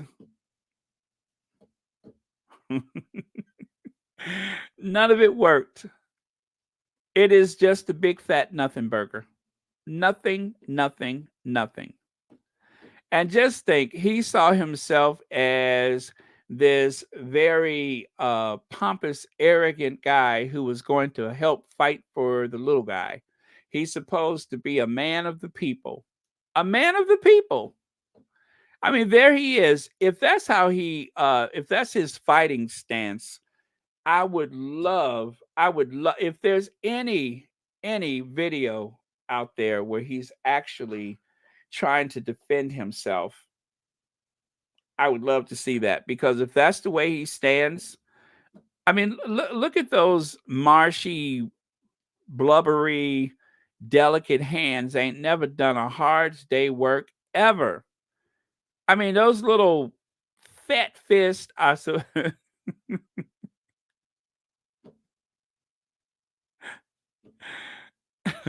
I just don't understand what he thought was going to happen. As though there was going to be a stampede of people trying to be a part of, what was the name of that show? Uncensored? I mean, he has a show where he's managed to interview Joan Collins, right? Boy George. Not exactly A-listers, I would say. I mean, Joan Collins, her time has come and gone. And as for Boy George, isn't he a DJ now? So he's interviewed the poor man's Elizabeth Taylor, Joan Collins. That's what they used to call her, the poor man's Liz Taylor. And he also interviewed a DJ. Other than that, oh yeah, and the Orange Menace, a twice impeached one-term president, a twice impeached one-term president, and somehow the show is just not making it. I don't understand what could have possibly have gone wrong. And even his connection with Sharon Osbourne, that didn't help the show either. Sharon packed it up and left too.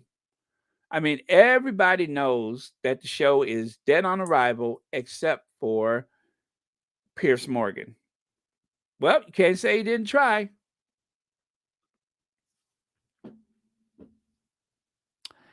Oh, the thrill of victory and the agony of defeat. Remember that? ABC Sports. What was the name of it? ABC Wide World of Sports. The thrill of victory and the agony of defeat. Again. That's it. That's all I have to say about it. The thrill of victory and the agony of defeat. Defeat! It's over. It's over. You put up you didn't put up a good fight. But nothing has worked since she left Good Morning Britain. Nothing. And still she rises and continues to rise. Okay. Let me do this. Thank you again for the super sticker, and thank you for watching Royal Sussex. And let's move on. I'm looking for a break.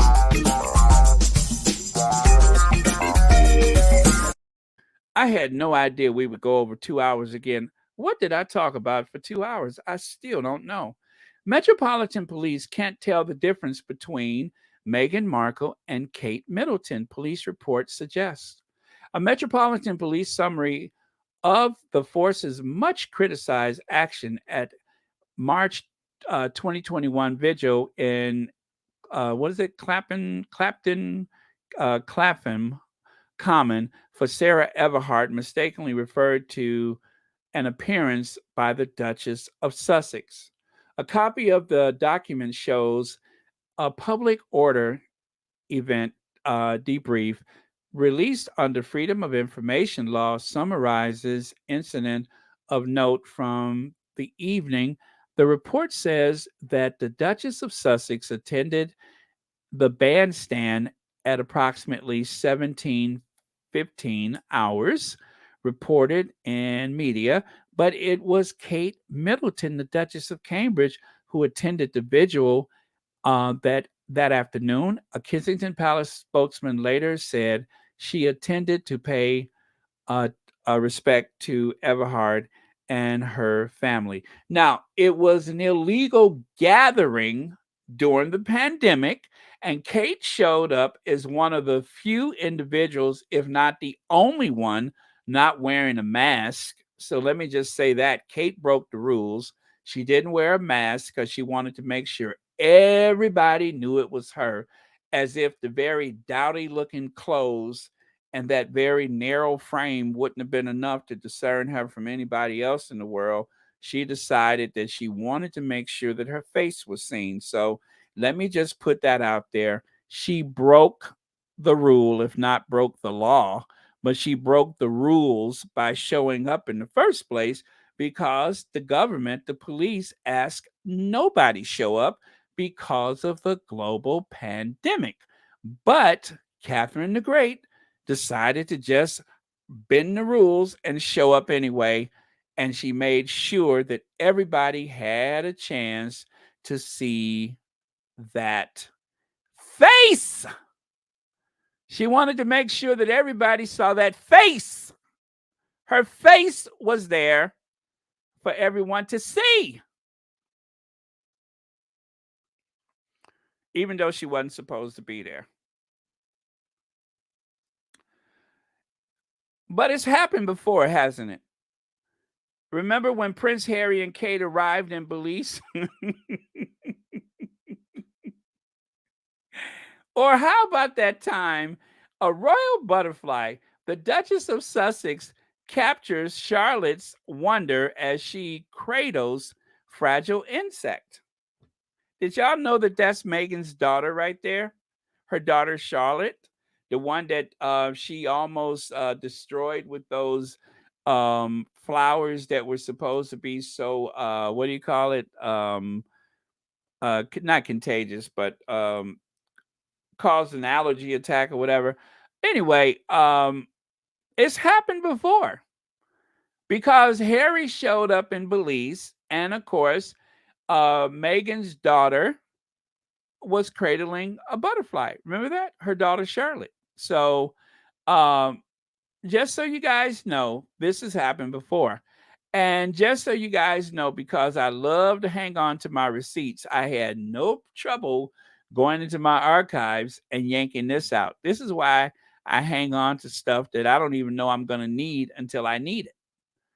And I'm just amazed at the ease in which I found it, because sometimes, you guys, when I'm done with the when I'm supposed to be done working, I have to go through and label stuff that I have saved in my archives, so that when something like this comes up, I can just easily do this. And that's what makes it all worth it. God, I love Royal Sussex. This is fun. Oh man. So yes, it's happened before. And how about this? How about Jeopardy? On his wedding day in 2011, Prince William was given the title of this place. Do do do do do do do do do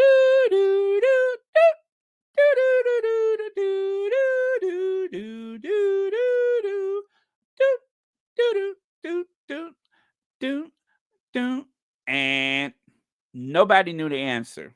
Nobody knew the answer. Not one single person knew the answer to that question. It was Prince William's wedding in 2011, the future of the monarchy. He was given the title of this place. Nothing. But, there's a but coming out of my mouth. Despite living in the U.S., Prince Harry and Meghan Markle retained their titles Duke and Duchess of this place. What is Sussex? That's correct. What is Sussex? Just like that. They all chimed in because they all knew. Sussex. Sussex!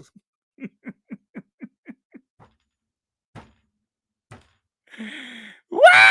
Sussex! Just like that, with no effort. They just said Sussex. But over here, what? Do what? Is Cambridge. And over here, Sussex. What is Duke of Sussex? Just that easy. See what I mean? So when I say again and again, when I say that the Duke and Duchess of Sussex are the most influential royal couple on the planet, the most influential couple on the planet, right? A very important global brand. Believe me when I say that. Because when they were asked the question about what title did these two have, nobody knew. They just stood there and looked. These are very intelligent people. They can tell you like a back road in Guam, but they couldn't figure out anything about that Prince William and his wife, the Stepford wife. They couldn't think of a thing. Not a thing. Nothing came to mind. So I'm just being shady, but I'm just putting it out there. It's Sussex.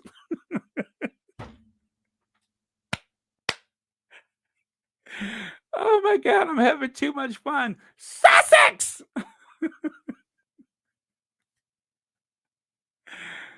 And what is the title?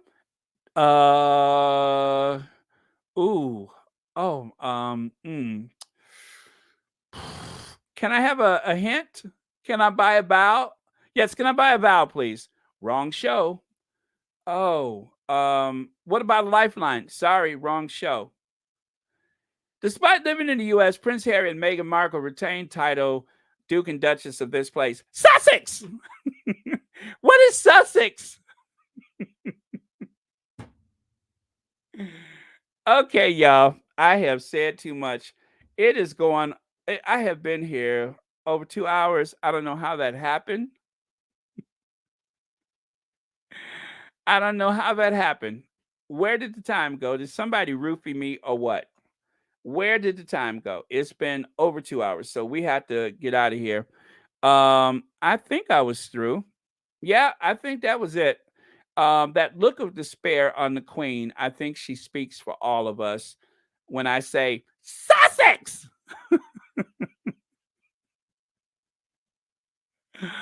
Oh man. Okay, so you guys, let's give love to our faves. Um, the queen of everything, Queen Doria, and our queen of hearts, Princess Diana, who made the Sussexes possible. And they're kind of hot too, right? All right. They're kind of hot. They're a hot couple. I would let them hold me prisoner. I would let them kidnap me and take me to Montecito. All right, you guys. This has been fun. Who wants the last word of the day? And please don't say it. I've already said it a million times, but who wants the last word of the day? Anybody? Okay. Anybody? Last word. Last word. We're looking for the last word. And I know that song is going to get stuck in your head all day. This hog head of mine. I know that is going to get stuck in your head, but okay. Oh, I love it. I love it. Thank you for that. Well, thank you, Gwendolyn. I'm having fun today. See, in spite of the fact I was feeling all of that stuff about everything, as long as we can come together in camaraderie for the Duke and Duchess of Sussex and everybody else in our orbit, then it just seems like things are not so bad. All right, that's good. No bad energy. I love it. Thank you so much. And cue Ginger Avenger. I thought for sure somebody was going to say Sussex.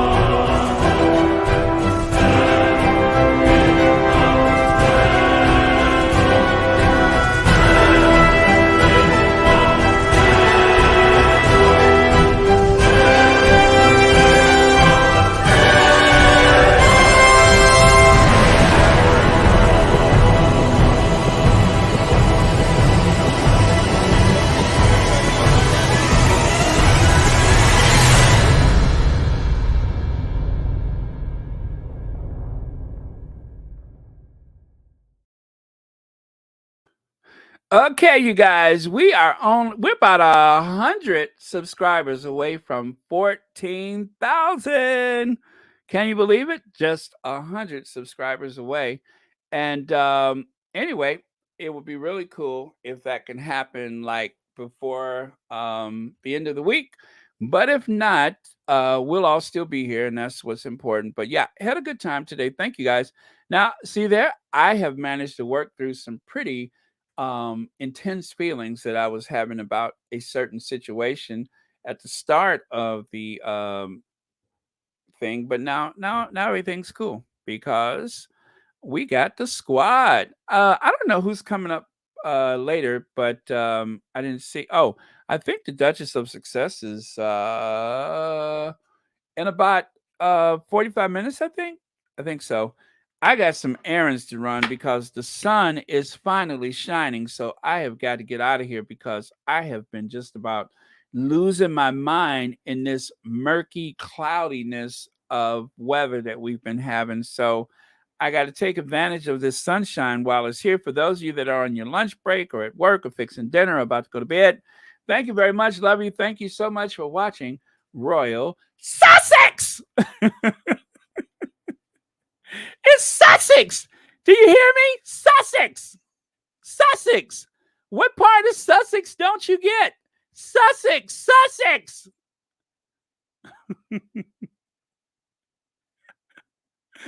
Oh, man, that is too funny. I don't know. What is Kensington Palace? On his wedding day in 2011, Prince William was given the title of this place. I don't know. What is the calls are coming from inside the house? What are the calls are coming from inside the house? Oh, man. Messy, messy me. Okay, y'all. I'm out of here. Bye. Thank you. Love you all.